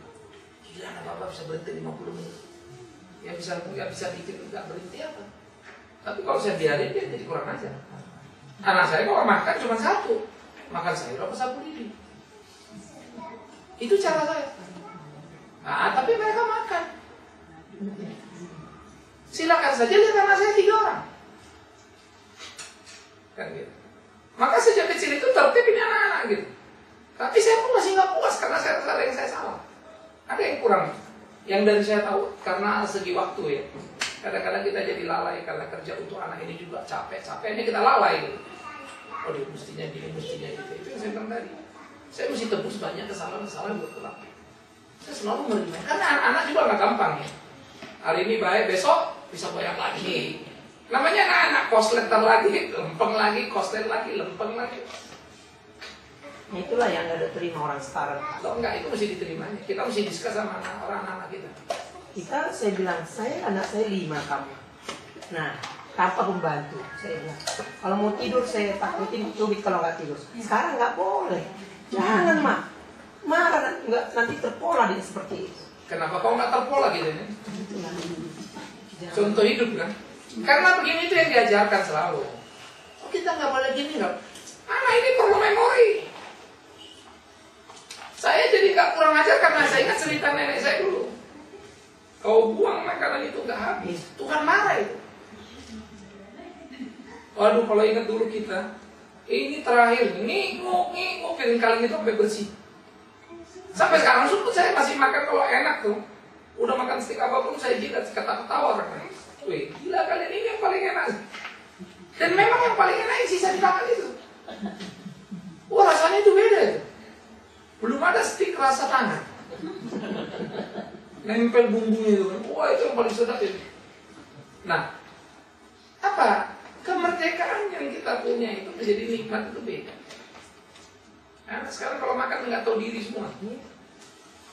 Makan seenaknya, buang seenaknya. Nah, itu hasil pendidikan yang salah. Itu seperti saya bilang tadi. Hanya mereka tidak mampu mengapresiasi, tidak mampu mensyukuri. Karena itu, tidak usah heran. Nanti orang mau jadi Tuhan pun suka-sukanya. Gak boleh dilarang, gak boleh buang aja lah kita. Karena kita yang bilang, orang tua jangan lupakan rotan untuk anak muda. Ya kalian coret aja itu. Aku menghajar anak yang kukasihi. Anak yang tidak kuajar itu anak gampangan. Coret aja Ibrani itu. Ya kan semua kita bikin coret itu semua. Sampai dikatakan kalau ada pencobaan yang datang padamu, ya, anggaplah itu kebahagiaan. Itu si Yakobus. Gila juga kalau ini udah dicoba ya awak bapak berdosa bahagia pula lagi. Tapi kalau kita, akhirnya saya mesti mengatakan dalam perjalanan hidup yang saya rintis, hari-hari yang saya jalani, yes, jenderal-jenderal, menteri-menteri sekarang ini nih, yang top-top ini, ya, belum tentu mereka berhasil mendidik anak mereka, apalagi cucu mereka. bisa fail. Karena ada juga beberapa yang salah. Karena sudah saking kayanya dia, saking banyaknya uangnya, apapun diminta cucunya dikasih. Salah juga kan? Sayang sih sayang. Tapi jadi kawat ini cucu-cucu ini kan. Kalau beli jajanan itu misalnya udah nggak mau lagi yang murah-murah. Beli barang yang branded, udah ngerti semua. Ada masih kecil. Ini nggak mau yang ini. Gila kita itu. Nah, tetapi itulah yang siapa yang didik? Ya orang tuanya kan. Anak itu SD, kalau nggak branded nggak mau. Boneka istilahnya kalau nggak Barbie nggak mau. Udah Barbie nanya lagi original nggak Oma? Buset dah. Gila ya. Itu udah biasa pegang. Saya kadang pikir ya, saya ini orang sudah dewasa, ya pakai baju, pakai celana, yang saya beli sendiri. Orang karena saya beliin saya celana, beda bahannya, apa kata gitu ya. Tapi saya pakai jujur aja, tidak banget rasanya, enak pakai. Lama-lama saya pikir kalau saya nggak bisa ngerasain diri ini, besok beli kan? Gila kan? Celana saya kan berapa ratus ribu saya beli kan? Gak berani saya beli celana 1 juta. Ya berani. Mau cinta. Saya dikasih orang mungkin saja harganya 2,5 sampai 3 juta. Bingung saya. Buset ini kalau gue beli celana dapat 6 biji. Tapi waktu saya pakai. Nah saya mulai membayangkan. Kalau sejak kanak-kanak dibikin begitu. Kalau nggak itu, nggak mau. Jelas. Ada lagi? Aku lagi berpikir nih kalau waria itu kan setiap orang saya yakin dia nggak terbayang seperti itu. Pertanyaannya, titik rawannya itu kapan ketika perubahan atau kecenderungan dari stronger pengambilannya menjadi kecenderungan seksnya itu menjadi berubah? Apakah pada waktu kayak kita lihat sekarang ada anak yang mungkin sejak awal sampai mungkin SD lah kita melihat kewariannya itu tangannya akhirnya dia bisa berubah lah. Tapi ada yang terjadi waria itu orang udah dewasa dia baru berganti dia jadi seperti yang tadi ibu atau memang kecenderungan ini terjadi atau kecenderungan ini terjadi bersama waktu orang itu mulai berubah menjadi sosok waria. Itu mata tanam, tinggal nunggu buah aja. Nah, pemicunya tadi itu bisa cepat, bisa lambat, itu tergantung pemicunya. Dia ada di antara deket-deket yang berwarna-warna waria itu, keluarlah itu buah itu, bibit itu yang udah memang ada bibit itu. Tapi kalau dia di lingkungan orang yang tegas apa, tertahan itu benih itu. Maka sebetulnya apa yang diajarkan Alkitab saya sangat setuju sekali, dan itu hebat. 0 sampai 5 adalah pendidikan rawan anak. Makanya pendidikan rawan anak itu adalah tanggung jawab orang tua dan tidak boleh dilepas kepada siapapun. Itu sebab di dalam Alkitab itu 0 sampai 5 anak-anak Yahudi itu diajari kebenaran tentang Tuhan, tentang prinsip, baru mereka masuk sekolah. Umur 6, umur 7 kan. Waktu mereka masuk sekolah mereka akan berinteraksi dengan nilai-nilai yang berbeda. Belum tentu sekolah itu Kristen. Belum tentu temannya itu Kristen. Nah, maka kalau dia nggak punya dasar di 0 sampai 5, sekolah itu akan mengaruhi warna dia lagi. Karena kita nggak pernah tanam warna istilahnya. Nah, maka 0 sampai 5 kita harus perhatiin betul, 6 sampai 10 kita jagai karena ini interaksi awal dia nih dengan dunia luar yang tanda petik tadi itu kan, karena ada sistem pendidikan yang dia mesti lewat. Sehingga 0 sampai 5 kita tanamkan dasar, 6 sampai 10 kita awasi dia terus, namanya nanam itu kan terus 6 sampai 10. Nah 10 sampai 13 kita lawan apa, kita perhatikan lagi, tapi itu udah dari segi penguasaan dirinya, arahnya, sehingga anak itu terjaga. Nah nanti waktu dia kuliah itu kita sudah bicara judul yang berbeda sama dia, tentang bagaimana dia bertanggung jawab pada hidup ini, bagaimana dia harus berkeluarga dan seterusnya, bagaimana dia pilih pasangan. Nah itu di situ tuh.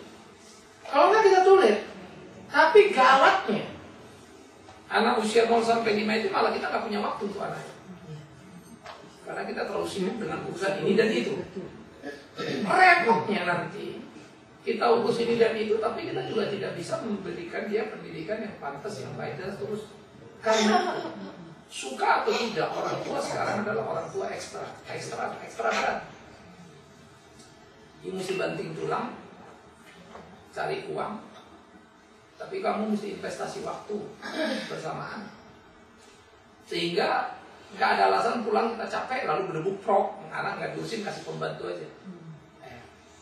Lalu kita bilang, kan saya capek kerja Pak, ya terserah, kalau kau anggap itu pengorbanan hebat sehingga tidak perlu kau melihat anakmu, ya lain lagi urusannya. Maka orang tua yang tidak bisa gendong anaknya, itu bagi saya orang tua kurang ajar. Maka banyak pasangan muda saya selalu ngomong, kau jangan sebut dirimu bapak kalau belum kau bisa mandiin anakmu 1 kali. Belajar loh. Anak orang pun saya gituin, cuma kita dalam konteks bicara jarak jauh kan. Saya selalu bilang, jadi bapak mesti bisa mandiin anak, supaya itu tahu lah bagaimana perasaan batin hubungan sama anak itu, ngurus anak itu kayak apa. Jangan main kasih pembantu, terus marah. Mbak kamu ajarin apa? Kok anaknya jadi kurang ajar? Lu kenapa lu marahin mbaknya? Emang anak siapa ya? Nah, oleh karena itu usia-usia rawan itu di situ, jadi tidak ada anak-anak itu menjadi waria. Pas gede atau pas kecil atau tergantung. Dan itu akan menjadi bypass kalau sejak kecil memang dia laki yang dikasih pakai rok sama mamanya. Gak usah nunggu nunggu dia remaja atau pemuda kan. Udah memang dibentuk oleh mamanya. Nah, yang paling gawat yang begitu tuh. Tapi kalau ketidaktahuan, dia lihat kiri, kakaknya laki, bajunya laki, mainannya laki, dia masih ngeri kan. Di sekolah dia nggak ketemu nih, laki ya laki, mainnya main bola gitu kan. Pas dia ada remaja kerja pula di salon nih, kayaknya yang lain-lain kan melambai-lambai nih katanya, nyur di pantai aja, dia cabe-cabe,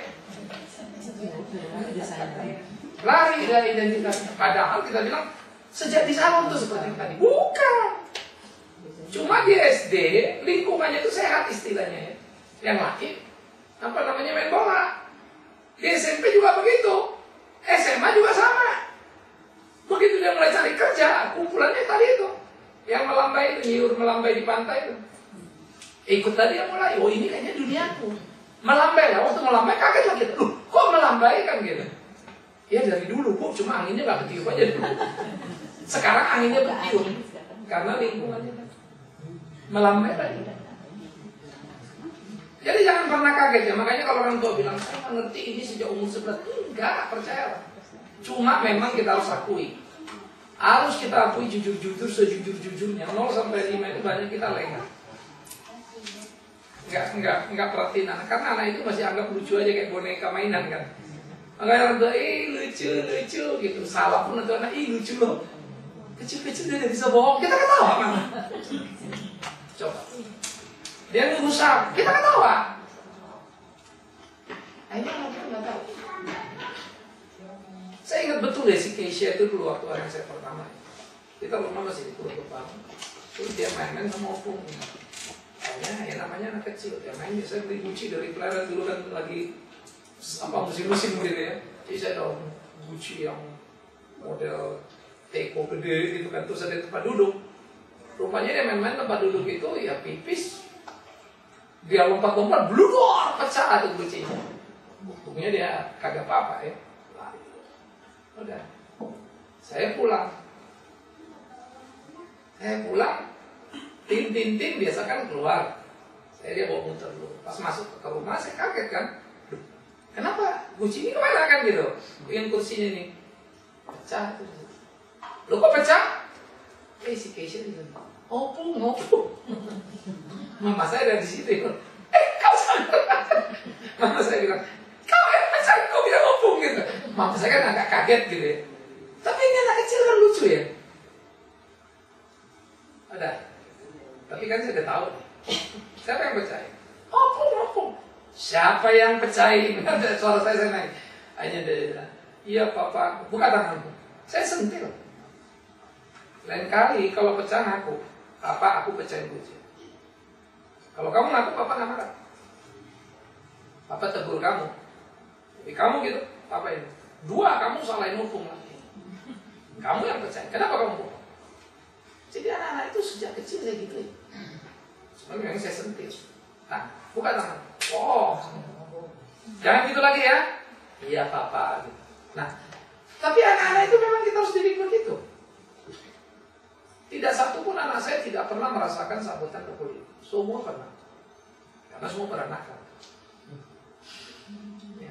Tapi saya kalau nyapu anak bukan nyapu terus sembarang begitu kan. Gak pernah saya nyapu di anak saya sampai bengkak-bengkak pantatnya yang saya sapu kan. Ya. Kalau enggak tangannya saya keplak begini. Kalau saya sakit, saya tahu dia sakit. Pasti saya juga sakit. Ya. Karena saya akan bilang sama dia. Saya selalu bilang sama anak saya, kau ya sampai besar pun kau tampak kau kalau kurang ajar. Nah itu kalimat saya pada anak. Saya nggak peduli kamu kuliah. Supaya kamu tahu betapa itu tidak baik. Bukan saya supaya puas. Nah, tapi memang dunia kita ini bergeraknya gila. Maka anak-anak kita mesti ingatin, jangan ngeracuni generasi. Karena kita diracuni oleh lingkungan kita. Saya akan melawan siapa bilang pendidikan itu tidak boleh berpulang. Siapa bilang pendidikan itu tidak boleh bilang tidak. Sumbangsinya sudah merusak zaman sekarang. Pada waktu tahun 50-an di Amerika terjadi kerusakan satu generasi yang agak berat. Itu jadi 50, 60, 70-an. Itu ketika dimulai kelompok UP. UP itu adalah orang-orang yang suami istri kerja tidak jelas. Berkompetisi siapa yang megang ekonomi bagus untuk menguasai rumah. Nah sesudah selesai itu terjadilah kegalauan di Amerika. Kalau orang tua berlomba, anak-anak nggak ada aturan. Muncullah kelompok yang disebut musik keras, rock. Muncullah kelompok yang disebut hippies, nggak mau tertib. Pergi kemana mereka mau, gaya hidupnya seenaknya. Sampai sekarang eranya drugs. Masuk lagi paling gawat lagi sekarang Mayantara. Mayantara itu apa? Anak-anak main di game di internet. Sampai dia nggak tahu mana benar mana salah. Dia pelihara hewan pun di internet. Bisa dia ngurusin ngasih makan bebeknya. Anak saya sempat. Lu ngapain kau? Lagi pagi, stop. Kamu boleh main itu tapi papa tidak mau kalau kamu sampai sejam. Stop. Wah anak-anak saya pernah nangis karena mainannya saya suruh hapusin. Masa kasih makan ayam di komputer? Gue pikir ayam kau yang pelihara ayam itu saja. Jangan di komputer. Dia bisa lama gitu. Anak-anak di Amerika main ada sekarang pemburu, jadi menembak orang, jadi polisi. Habis main dia lupa orang yang dia tembak itu di Amerika. Karena dia nggak tahu lagi mana batas antara dunia real dan tidak. Hasil siapa? Orang tua, kasih aja. Amerika itu udah merusak kebebasan mendidik anaknya. Jangan kalian pikir Amerika itu hebat. Ya. Itu sebabnya ke depan ini Amerika bakal lebih repot. Di mana negara itu mulai bebas, negara yang ditekan ini mulai muncul. Kenapa China itu bisa kuat ekonomi?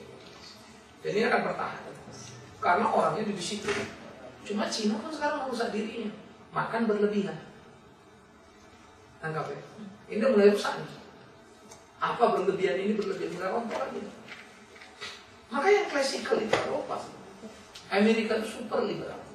Kalau Eropa itu masih ada pola hidup keluarga, masih ada tentu keluarga-keluarga di Eropa. Kalau Amerika itu udah gendeng, benar-benar gendeng. Tetapi itu yang kita bilang tadi. Lucunya kita kiblatnya selalu ke sana. Makanya banyak orang bilang saya, anak kalau sekolah berapa di luar negeri hebat toh. Enggak. Mau sekolah manapun anak itu dididik bayar apa enggak? Kan tidak perlu lulusan Amerika harus universitas hanya jadi presiden kan? Jokowi lulusan UGM. Artinya kan kita sama-sama sadar itu kan. Tapi memang kalau anak itu punya sekolah lebih bagus ya oke. Makanya saya juga tipe orang yang apa sih luar negeri. Saya kalau tanya orang, anak S1 di sini selesai, lalu kerja S2 nanti kalau ada rezeki mau keluar negeri silakan. Bahasa Inggris Pak karena penting gini-gini. Masa mau belajar bahasa Inggris sana taruh di luar negeri? Mahal amat. Apa kelebihan keunggulan kecuali dia mau menjadi penyiar kan? Lain lagi jurusan. Anak-anak teman saya banyak yang dari sejak SD di luar negeri. Ada nggak didiknya pusing sendiri kalau nggak apa-apa. Karena beda. Orang tua dilawan sampai orang tuanya kaget-kaget kan. Orang tua timur. Terus kalau di luar negeri kan bisa begitu. Kalian ya kalau anak di luar negeri umur 17 bapak emaknya bisa di-shoot. Saya nggak mau tinggal di rumah, saya mau tinggal di luar. Dia bisa ke government, ke pemerintah datang. Lalu pemerintah buat keputusan, anak lu tinggal di luar, mau jajan sebulan sekian. Mati nggak kita? Anak-anak kita yang gedein kita. Karena itu disebut anak itu milik siapa?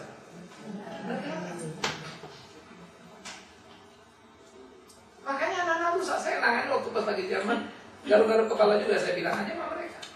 Kalian ini lama tinggal di Jerman, udah lebih Jerman dari orang Jerman. Sekarang ngalamin akibat, kalian nangis. Jangan dong. Gimana kok Didi waktu anakmu waktu masih kecil? Iya, Pak kan nggak boleh gini, nggak boleh. Saya itu udah makan asam garam ngurusin yang begitu kan. Bukan satu. Tiap kali saya pergi di Eropa dulu kalau bayang, aduh udah konselingnya urusan itu semua ini.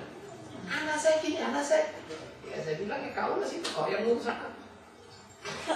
Disuruh gini kan nggak boleh gini ya. Kalau nggak boleh terserah terima. Satu itu persis bapak mamanya disuruh. Anaknya ngajukan gugatan supaya dia tinggal di luar. Terpaksa. Kau kasih sekian apa waktu itu masih Bismarck ya, berapa bulan, berapa duit itu per bulan. Ya anak ini di luar. Ditentukan kalau nggak dibayar anaknya lapor bisa bapak emaknya dipanggil polisi apa panggil negara tuh. Gila kita bilang kan? Ini apaan ini? Anak kita biar 18 pun kalau kurang ajar kan lain lagi. Sekarang nggak perlu 18, 12 pun kurang ajar kita yang bingung. Ini sih. Ya selamat mencambuk anakmu ya. Kalau masih sempat. Itu senilah kita memang mendidik anak itu nggak gampang. Jadi yang waria tadi balik lagi ya. 3 aspek tadi saya pikir perlu ketidaktahuan. Egoisan, kesombongan yaitu liberalisme sikap free bebas apa semua. Ini isunya HAM. HAM ini yang merusak gereja, HAM ini yang merusak semua. Nah tadi yang dibilang ini nggak boleh jangan itu HAM. Itu sebab dia mau ngomong, kamu nggak boleh bilang jangan. Sorry ya nanti telan pil pahit. Ya telan pil pahit itu. Kita sudah mulai sejak dini soalnya. Itu pil pahit yang bakal kita telan. Karena impact-nya itu melebar kemana-mana. Dan dunia sekarang sedang di situ. Ya, boleh nggak orang ngomong? Coba bilang tidak. Jangan katakan tidak. Say yes. Makanya orang bilang say no to drugs. Omong kosong. Ngapain lo bilang say no to drugs? Makanya kemudian sekarang orang di Frankfurt di luar negeri ada area yang bebas beli obat itu. Kita nggak jenak di situ. Tapi tidak boleh di luar itu, udah dikontrol lah istilah. Jadi kalau sekarang istilahnya lokalisasi WTS. Kalau sana lokalisasi drug. Beberapa daerah sudah ada. Ya. Kan kita ada kan, pelacuran boleh nggak? Boleh di lokalisasi yang resmi. Yang nggak boleh nggak resmi. Apanya? Us. Pengalaman pribadi.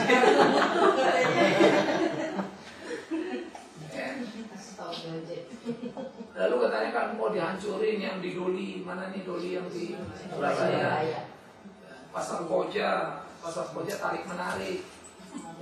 Kita mau banyak kan? Taman Lawang Banci. Ya, kalau kita lokasinya dulu kan Koja, Keramat Tunggal,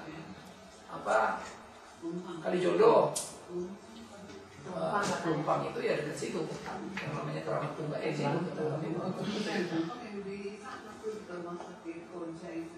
Senen apa? Keramat Tunggal ya Pelumpang itu, Keramat Raya yang di sini. Iyalah, Pelumpang Koja itu kan saya murahnya.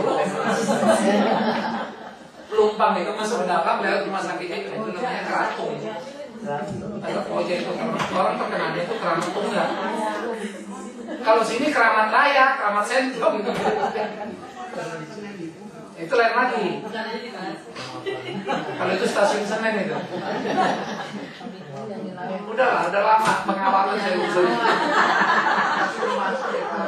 Taman Lawang Banci, lapangan banteng Gigolo. Oh iya, kalau Gigolo laki cari laki, nama lapangan banteng depan Borobudur. Kayak banteng.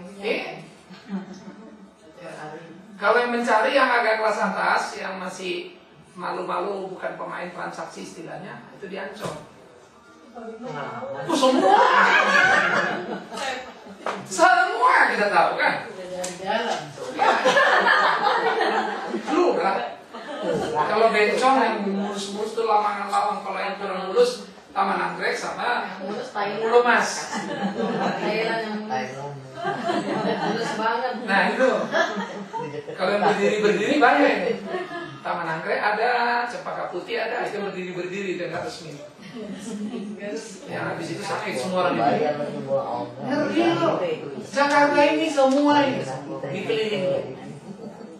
Makanya begitu Cibubur itu dibangun, pinggir jalan ke arah apa namanya ini, belok kiri ini kemana namanya? Rumah Heri itu apa sih? Rumah itu. Cilengsi pinggir jalan itu dibangunin lagi semuanya, digerubukin lagi. Namanya pelacuran itu sejak dulu sampai sekarang nggak bisa diberhenti. Dan kita mesti ngeliat pola, karena gini, saya ke Den Haag, perempuan berjajaran begini. Kalau kita pulang jam 12 malam, kita diajak makan di rumah yang satu, nginep di rumah satu. Pas kita lihat itu cewek-cewek pada ngapain berdiri semua cantik-cantik nih, orang Belanda semua keren-keren. Wah, mau pelacur Pak. Cuman Bapak nggak boleh sebut di sini pelacur, prostitution, pekerjaan. Kalau sebelum pelacur kita bisa di-shoot, itu penghinaan. Nah, saya jalan lagi, kan terjalan gini kan, terus lewat lagi ada mobil keren-keren, mobil-mobil sport gitu kan. Terus ada laki-laki, wah, jeans apa, badannya bagus. Oh ini kelompok laki ini gigolo, saya bilang gay. Oh bukan, kok dekat begini? Mereka pemakai? Enggak juga. Siapa? Suaminya. So, padahal masa suaminya Pak? Atau bodyguardnya? Gila, masa suaminya istrinya pelacur? Loh Pak, jangan salah, pelacur itu pekerjaan.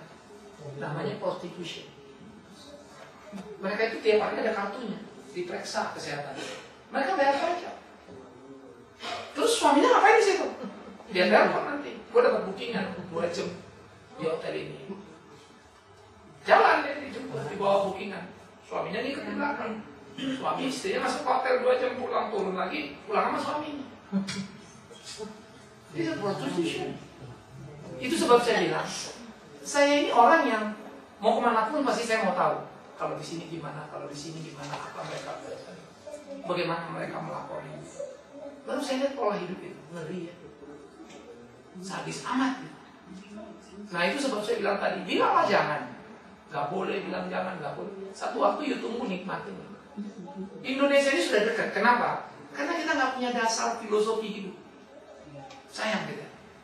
Sehingga falsafah Pancasila itu sebetulnya bagus, tapi tidak mendarah daging. Falsafah hidup Indonesia kita ini bagus sebetulnya, tapi tidak mendarah daging. Sekarang kita yang rusak oleh angin badai itu.